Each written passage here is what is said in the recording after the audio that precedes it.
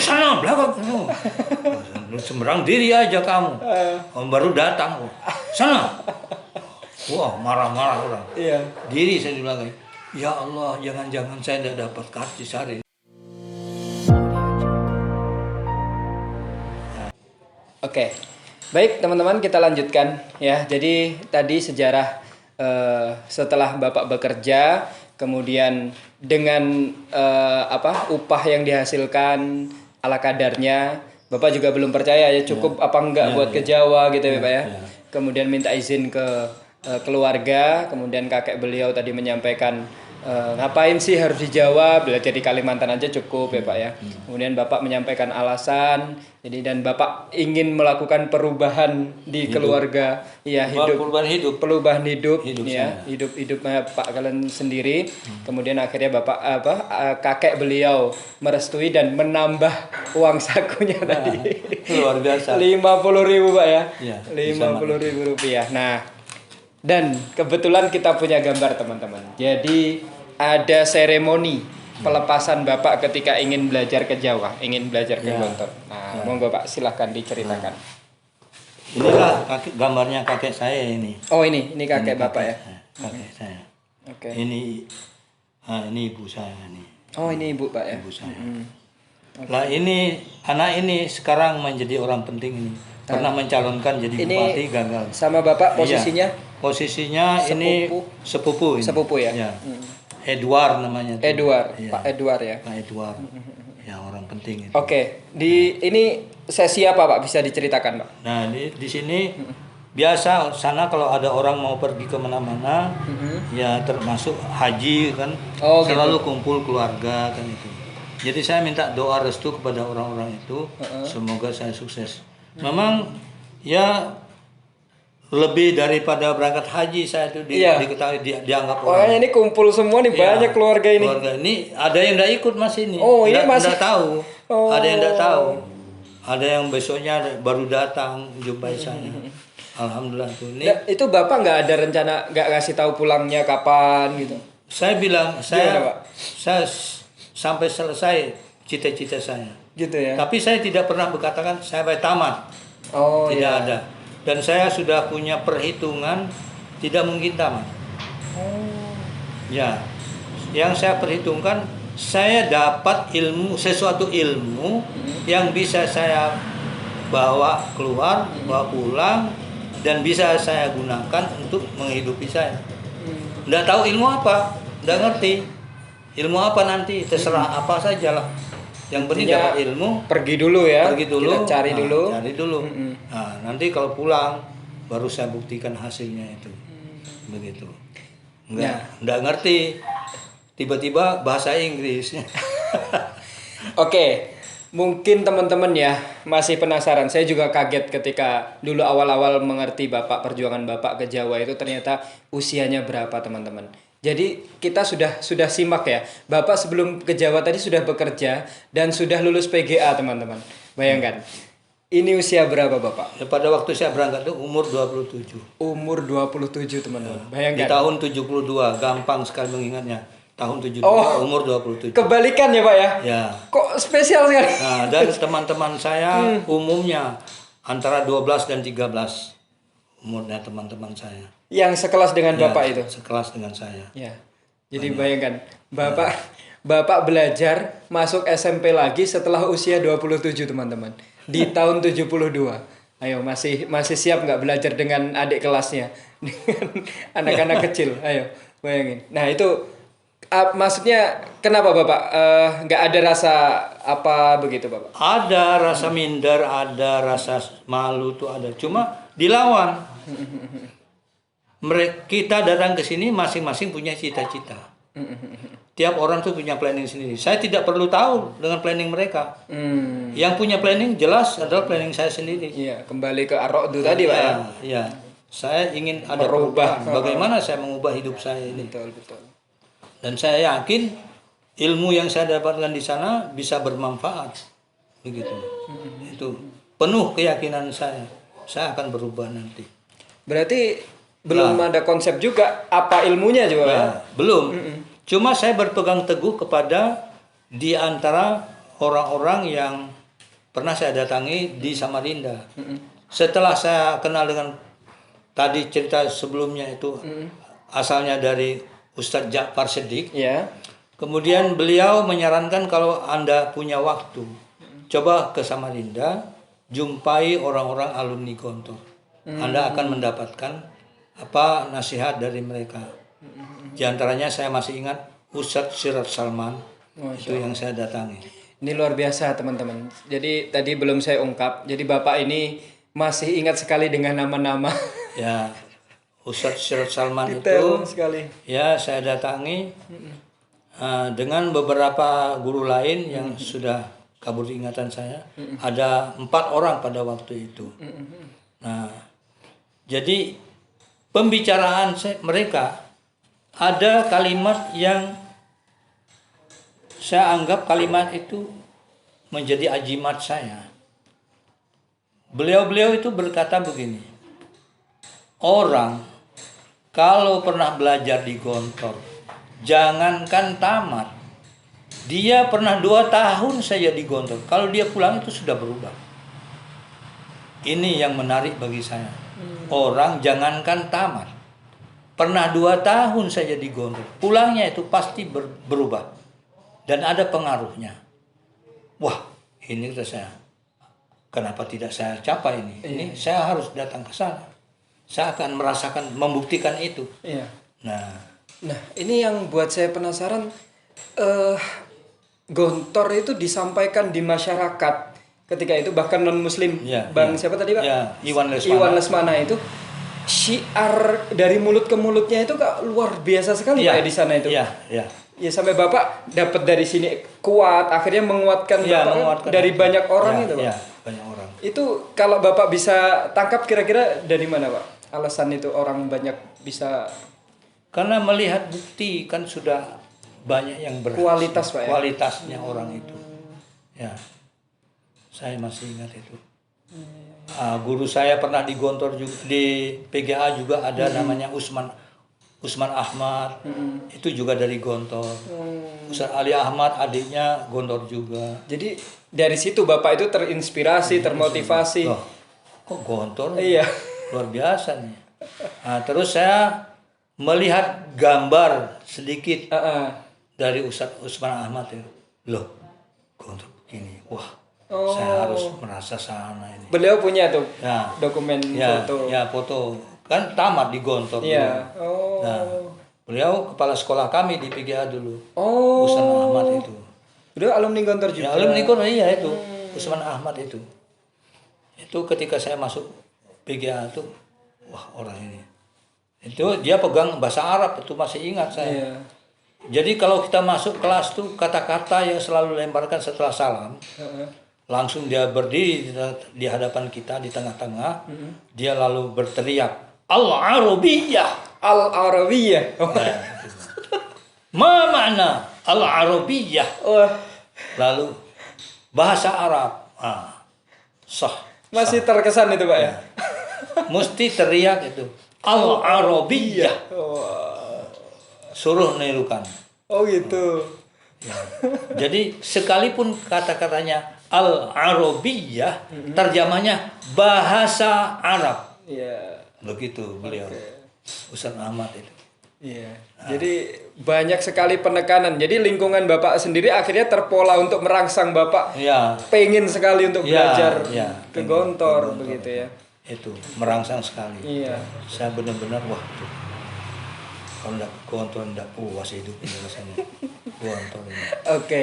Terus akhirnya dengan bekal segitu dilepas keluarga akhirnya Nah, kemudian saya berangkatlah. Cuma sayangnya saya lupa harinya. Saya berangkat tanggal berapanya itu kok lupa saya tuh. Enggak kuat ingat itu. Iya. Lengah saya. Ingat. Cuma saya ingat dalam perjalanan saya datang ke Samarinda tidak langsung naik kapal. Kemana dulu Pak? Saya pertama kali datang ke kota Samarinda itu tidur di masjid. Saya datang ke kantor kapal yang namanya Nusa Indah itu ternyata 3 hari lagi baru berangkat. Oh gitu. Jadi saya 4 hari di Samarinda. Iya, nunggu keberangkatan. Nunggu keberangkatan. Nah, karena saya pengalaman wong deso, saya di masjid itu mengalami problem. Apa, Pak? Problem pertama, saya diusir. Salah sendiri, datang-datang saya anggap kayak di kampung. Taruh sana dari sini tas itu. Dan gitu. Saya pikir juga nanti hilang, jangan-jangan saya juga tidak lapor. Iya. Hanya diusir orang saya. Iya. Jadi malam pertama saya harus tidur di tepian Mahakam. Tepian Mahakam itu artinya tempat mandi orang yang di pinggir Sungai Mahakam. Dari kayu yang timbul itu. Tidur di situ. Di situ. Masya Allah. Yang kedua di bawah tangga, pakai koran. Masya Allah. Yang ketiga bahagia. Di mana, Pak? Saya dihormati orang. Ditampung orang. Nah, gara-garanya setelah sholat asar, hari kedua itu, saya ditangkap. Kenapa, Pak? Disidang, dikelilingi orang pegawai masjid itu. Kamu ini orang mana sebenarnya? Mana KTP kamu? Saya tunjukkan. Mana surat menyurat kamu? Ini.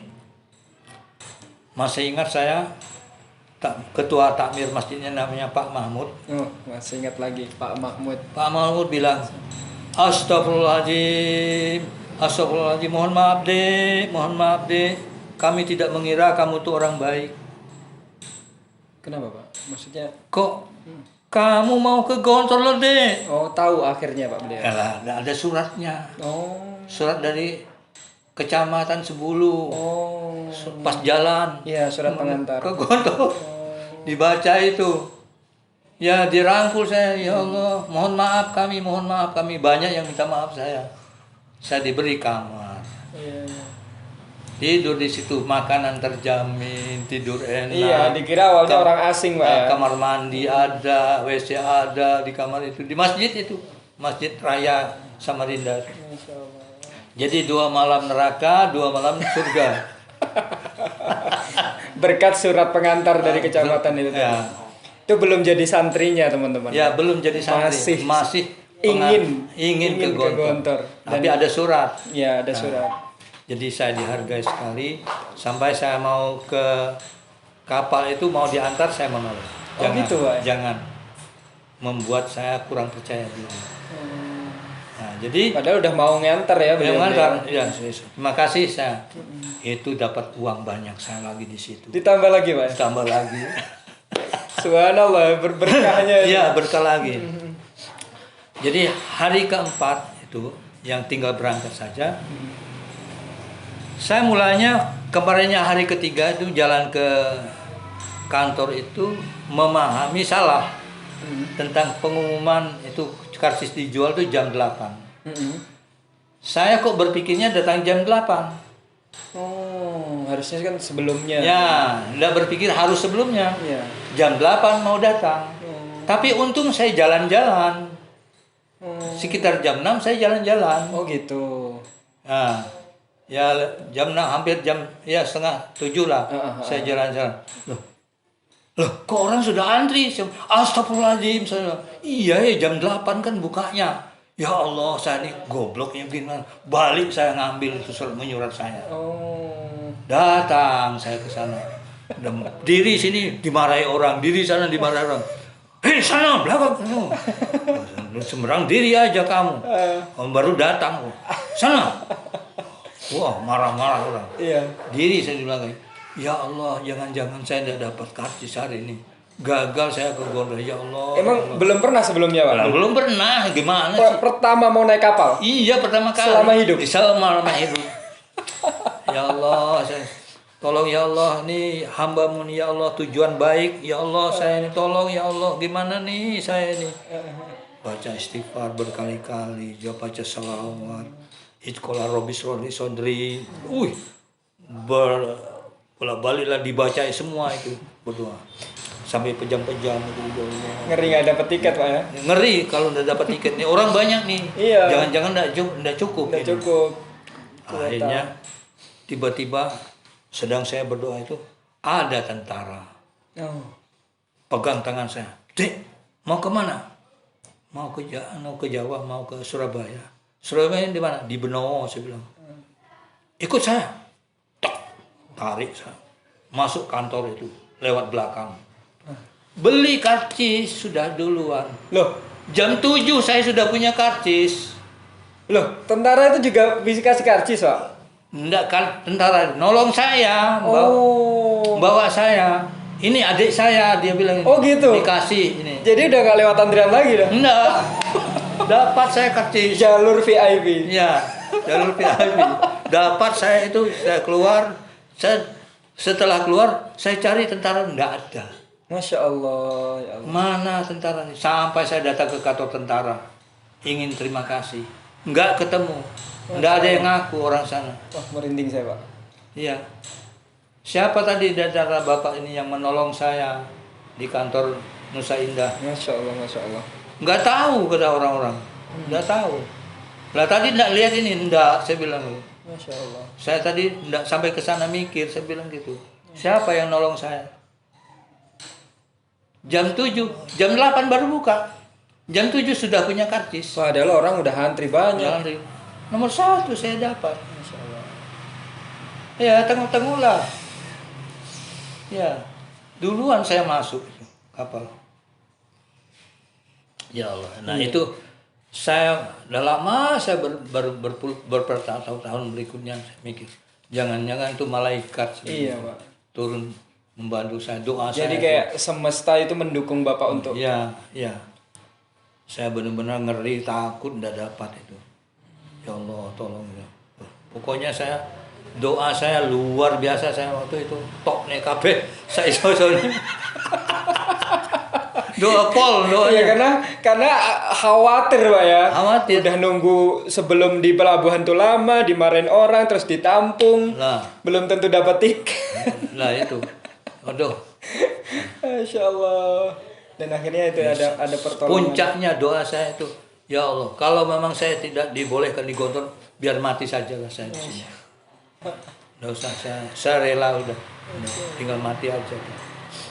Ya dapat, iya itu tentara pegang tangan saya, kencang tuh tangannya, seret saya, sini, cut, dilewati orang begini tuh, masuk pintunya ada 3 samping itu, saya masuk yang tengah, yang menghadap ke timur. Iya. Ini pelabuhan, Iya. ini jalan raya. Sini kantor itu. Nah, disinilah orang antri. Iya, orang antri. Nah, saya diajak putar sana. Masuk pintu tengah tuh. Ini saya belikan adik saya, dia bilang. Adik saya, dia bilang. Masya Allah. Ini. Dapatlah saya. Masya Allah. Wah, luar biasa tuh. Dan dicari nggak ada beliau, Pak ya. Dicari dia ada, enggak ada. Mana orangnya tadi? Keliling saya cari, enggak ada. Iya. Mungkin kalau menurut saya memang tekad itu tadi ya, Pak ya. Ya. Tekad, keinginan, kemauan, kemudian niat belajar, niat ibadah. Jadi semuanya akhirnya support teman-teman ya. Jadi tadi orang nggak dikenal juga akhirnya support, kemudian ya alam membantu dan lain sebagainya. Ya. Masya Allah, ya Allah, begini.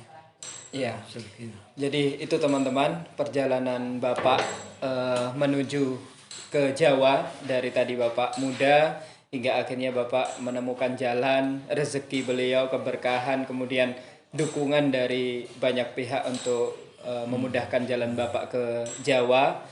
Nah, nanti di episode berikutnya Bapak ya, kita akan lanjut lagi cerita tentang Gontor. Belajar di Gontor. Ya, bagaimana sebelum datang ke Gontor? Ya, sebelum datang ke Gontor melangkah juga ke sana. melangkah ke sana. Ada peristiwa-peristiwa juga. Ada peristiwa-peristiwa juga. Jadi nanti kita akan lanjut di episode berikutnya. Nanti kalau kelamaan teman-teman juga ini Pak. Ya, jadi nanti kita potong biar juga menambah rasa penasaran juga dari teman-teman. Begitu ya. Yang jelas teman-teman jangan patah semangat ilmu Bapak, ilmu dari Bapak tadi, dari beliau muda, dari pelajaran mental tadi Bapak ya. Dari pelajaran mental bagaimana mengatasi kurangnya rasa percaya diri. Kemudian akhirnya bisa lomba terus juara begitu. Kemudian lika-liku beliau bekerja. Itu tadi banyak yang kita ambil pelajarannya. Bagaimana kalau anak sekarang ini sudah malah justru kalau menurut saya sudah nggak ada yang kerja di hutan Pak ya.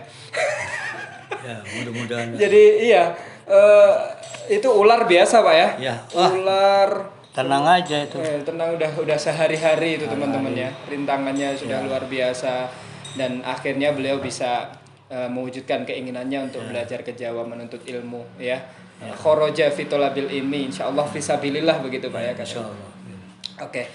Begitu teman-teman untuk podcast Sejarah dan Hikmah pertama kali ini. Semoga teman-teman bisa mendapatkan pelajaran dari Bapak. Tentunya ini bukan akhir, masih ada banyak sekali yang akan kita ungkap dari sejarah Bapak Mr. Kalen. Terima kasih. Terima kasih Bapak untuk waktunya. Sama-sama. Sampai ketemu besok di lain kesempatan. Assalamualaikum warahmatullahi wabarakatuh.